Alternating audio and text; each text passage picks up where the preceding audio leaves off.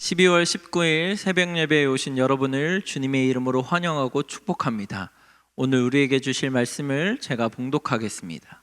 베드로 후서 2장 17절에서 19절까지의 말씀입니다. 거룩하신 하나님의 말씀입니다.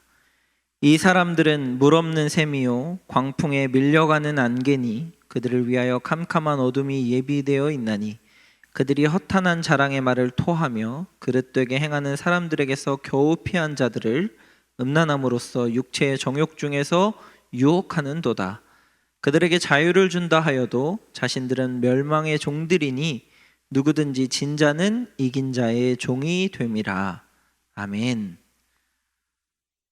중국의 역사가 사마천이 저술한 역사서 사기에 보면 고조선의 멸망 과정을 설명하고 있는 대목이 나옵니다.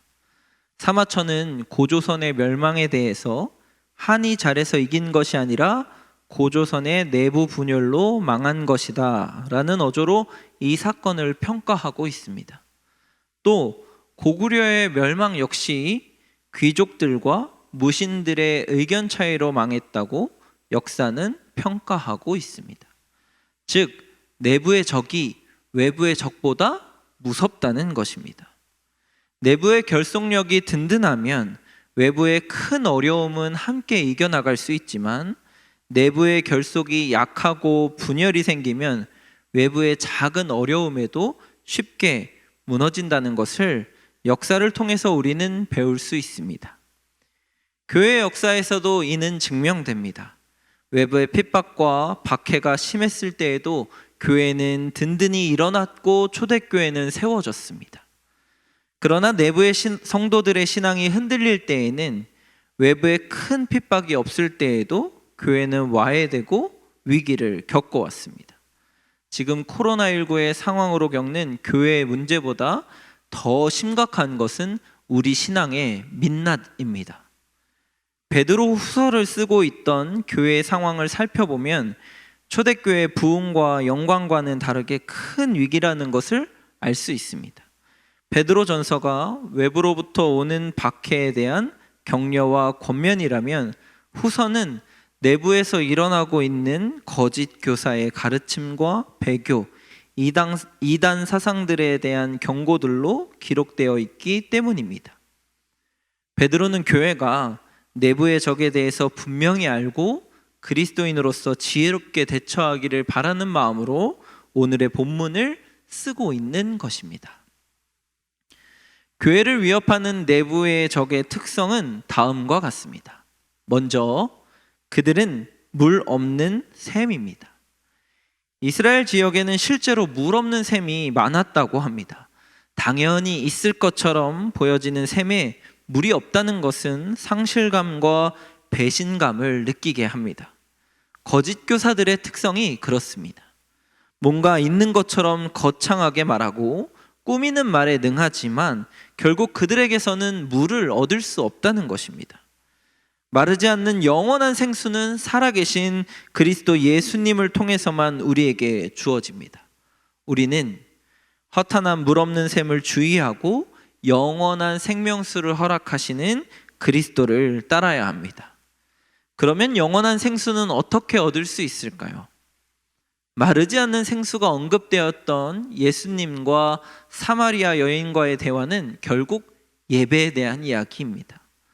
요한복음 4장 21절에서 22절까지의 말씀을 살펴보겠습니다.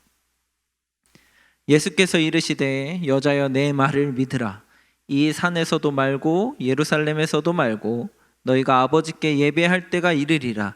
너희는 알지 못하는 것을 예배하고 우리는 아는 것을 예배하노니 이는 구원이 유대인에게서 남이라.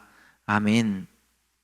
이 말씀은 어디에서 예배하는 것보다 누구에게 예배하는 것에 대해서 이야기하고 있습니다. 어디에서 예배하는 것은 물 없는 샘 같은 것이고 누구에게 예배하는 것이 물 있는 샘이 될 것입니다. 샘의 모양보다 더 중요한 것은 물의 유무가 중요하다는 것입니다. 어디에서든지 하나님께 예배하는 여러분 되시길 소망합니다. 또 한 가지는 자유하다고 스스로 만족하는 자들입니다.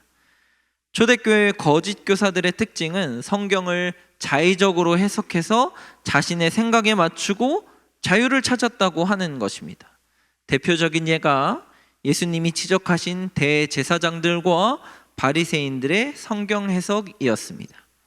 다른 사람은 속박하고 자신들에게는 이롭게 해석해서 스스로 자유하다고 했던 교사들의 특징이라는 것입니다.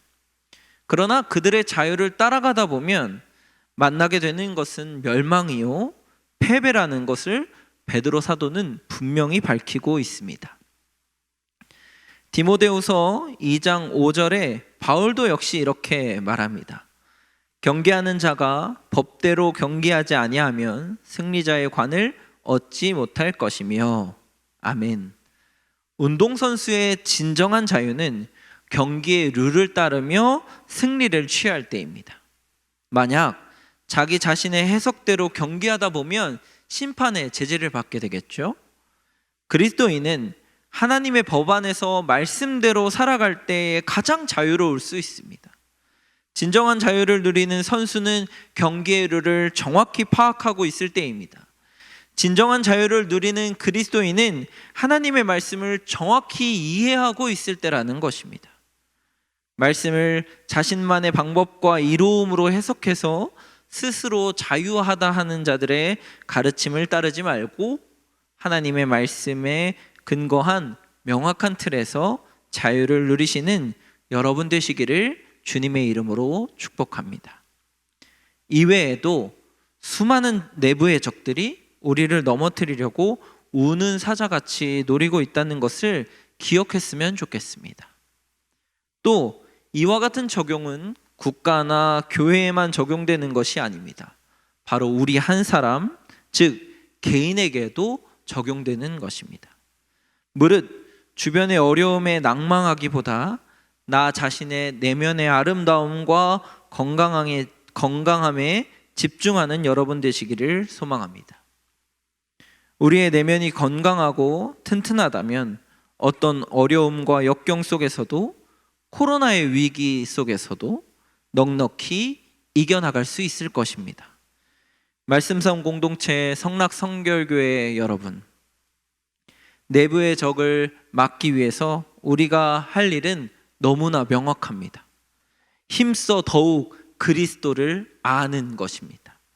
우리가 명확히 알고 구원의 분명한 확신 속에 살아갈 때 외부의 적뿐만 아니라 내부의 적으로부터도 승리할 수 있습니다.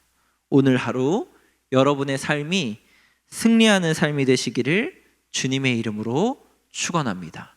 함께 기도하시겠습니다. 우리를 진정한 자유로 인도하시는 하나님 아버지 감사합니다.